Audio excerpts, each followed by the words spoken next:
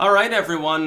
Considering the fact that we're in the post-truth era, now everyone just cherry picks polls. I'm going to do the same thing. So Trump is now at 50% approval, 49% disapproval, which is actually, all things considered, not particularly bad, considering that for the last year, he has had virtually nothing but negative coverage on cable and by radio. And the only real corner of information that comes out about politics at all that's not 100% anti-Trump mode is really on the internet, which could also be a testament to the power of the alt media, which could be why CNN is going after InfoWars right now, and I'll be getting into that in a couple of videos actually later. Well, we got to talk about this. This is on RCP, and Rasmussen in the last few elections, prior to 2016, was not particularly compelling. It was off by 4 or 5 points, I believe, for 3 elections in a row. Didn't do very well.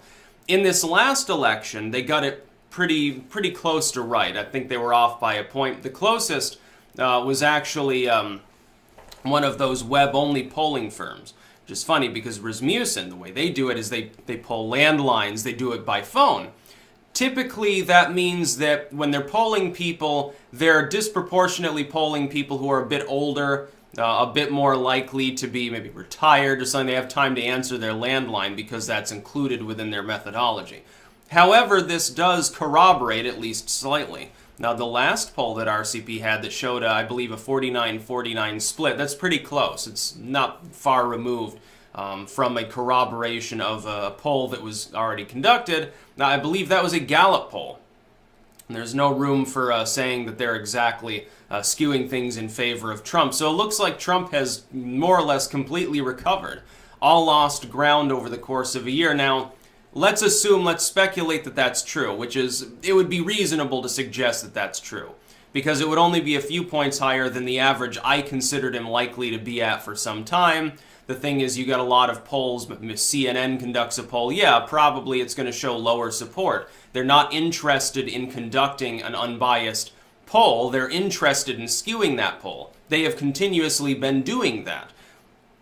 If that indeed is the case, if Trump has recovered, it's because of 3 things, I think. Number 1, the economy has taken off. It is growing. It's not something that can be debated over. The economy is growing faster now. It's adding jobs at a good clip. Wages have begun to rise, not just because of tax proposals. Things are getting better on the economic end for Ma and Pa America. Number 2 would be the stock market, actually. Now, this has nothing whatsoever to do with Main Street, but it gives people more confidence. When they see tails, when even CNN has to report, yeah, the stock market, it's at its record high, and they have to report on that for a month, it gives people more confidence. More investment, thus, because higher confidence can occur. Business taxes being lowered as well is a good thing. And number 3 would be, I think, the tax plan. Most people seem to enjoy the idea. I know I do.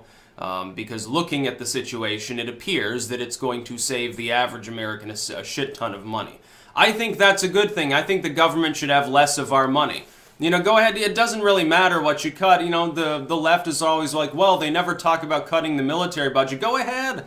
If it saves people money, private civilians, yeah, sure. Go ahead and cut some of the military spending. You can do that now by taking away some of the no-bid contracts. You could probably cut the total by 10, 20% very, very easily. Yeah, that pays for the tax cuts. No worries. As for the counter-argument being currently employed on the economic end, that is twofold. The Democrats are using a twofold argument to try to, cheapen Trump's image when it comes to jobs and money, because he's a money president. The first is, oh, well, Obama already had a recovery and, Trump is just continuing it, just wait, the collapse is coming any day now, that sort of mentality. That it's still the Obama recovery despite the fact that, things considerably changed the second that Trump got into office. And despite the fact, you'll remember this, Krugman and everybody else, every media organization and pundit were declaring the economy will collapse if Trump is elected. Instead, the opposite happens. Growth and job creation and wages all tick upwards. Stock market begins to soar. Now it's leveled off a little bit, but it's still near its record highs, higher than it ever was under Obama. That's the first part of their argument. The second part of their argument was that it would be bad for middle and lower class America, or Conversely to that, ignoring that it will increase the deficit. Oh, the deficit will get higher. The debt will begin to grow faster. Nobody cares about it. That was a losing. The Republicans tried to use that argument against Obama. It was their weakest argument. Totally their weakest argument. There are all sorts of things that they could say that helped them in their fight against Obama's mandate as far as popular voting went.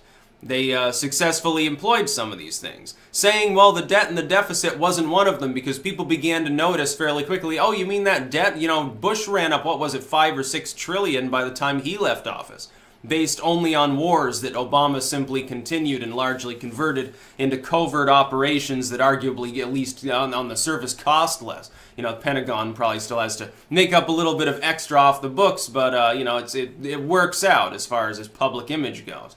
Now, people began to notice that a Republican had begun the process of increasing that debt.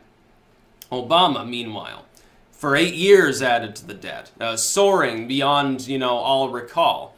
The Democrats cannot logically and reasonably make the argument, I think, to centrist America, to people who are on the center, left, or right, people who are, normal Americans, you would think of, within the Overton window. It's going to be hard to convince them that all of a sudden the deficit matters now that Trump is in office when they're taking home more money. It's going to be real difficult. So when I look at this poll, corroborating the last, more or less, a 49-49 split versus 50-49, is pretty close polling.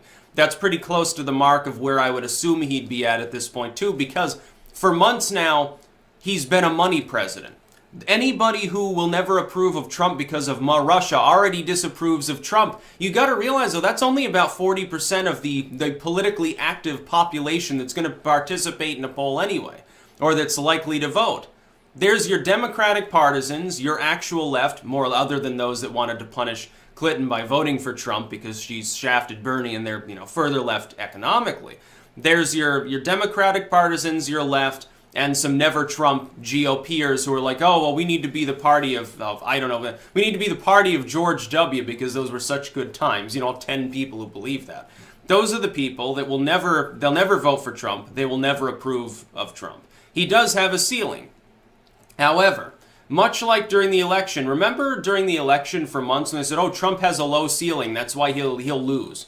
He'll lose because he's having difficulty getting him, 30%, or 35% or so in these states. And they're like, well, as the herd thins out, if someone drops out, all of their votes don't go to Trump. He is the only person who cannot absorb another person's votes because he's part of a cult of personality. Now, Ted Cruz was definitely the same. Rand arguably was the same, before he left the race, and Trump absorbed most of that. Ben Carson certainly had the same issue. Everybody else had a low ceiling. Not Trump. Trump didn't really have a ceiling. What he had was a high floor. I predict the same now. When you look at polling, during the worst period for Trump, he was at the high 30s, low 40s. You're telling me, essentially, what that tells me, because it was stable for so long, it tells me that about a third of the U.S. population is rock-ribbed in favor of Trump. They are permanently more or less on the Trump train. About a third of the politically active population. That is considerably higher than the support that the GOP or the Democratic Party as totals have. Significantly higher. Significantly higher. Therefore, he has an advantage. Again, going into the midterms, in any race where, Trump won the area or was competitive enough, they're going to want Trump to speak for them, I think, on the campaign trail. The Republicans will, absolutely. Anywhere else, probably not. But going into 2020, he's got about a third of the population sewn up. And that third is not just, hey, Republican partisans, I voted for every Republican since Dwight Eisenhower. That's not what his voting bloc entails. Because of the job and economy side of his platform, and because so far, by all means, he's done relatively well with that, he is absorbing more support in exactly the kind of areas he needs. The Rust Belt.